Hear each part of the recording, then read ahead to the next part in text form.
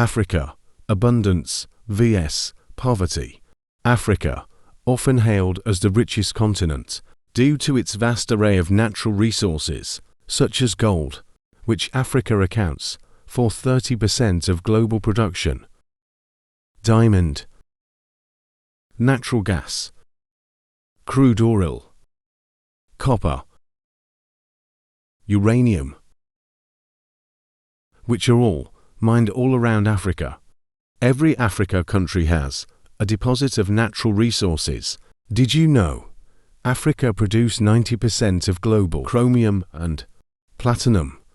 Despite its abundance in resources, ranging from minerals to fertile lands, Africa grapples with widespread poverty and underdevelopment. Unveiling the reason behind this paradox requires a closer examination of historical, political, economic, and social factors. Let's start from the historical exploitation. Colonization. Centuries of colonization led to the exploitation of Africa's resources by external powers, leaving lasting scars on its economy and society. Legacy of slavery. The transatlantic slave trade depleted Africa's labor force and disrupted its social fabric, hindering economic development. Political instability. Corruption. Rampant corruption within governments siphons off resources meant for public welfare, hindering development efforts. Conflict. Persistent conflicts and civil wars disrupt infrastructure, undermine investment, and displace populations, exacerbating poverty. Economic challenges. The resources curse.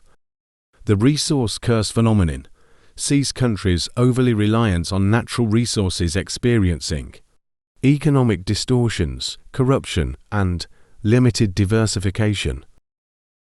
Unequal distribution.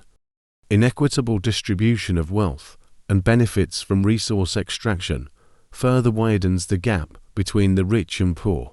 For example, governments-backed monopoly on private-owned businesses. In Nigeria, for example, Dangote Industries Limited. Social-cultural factors. Traditional practices.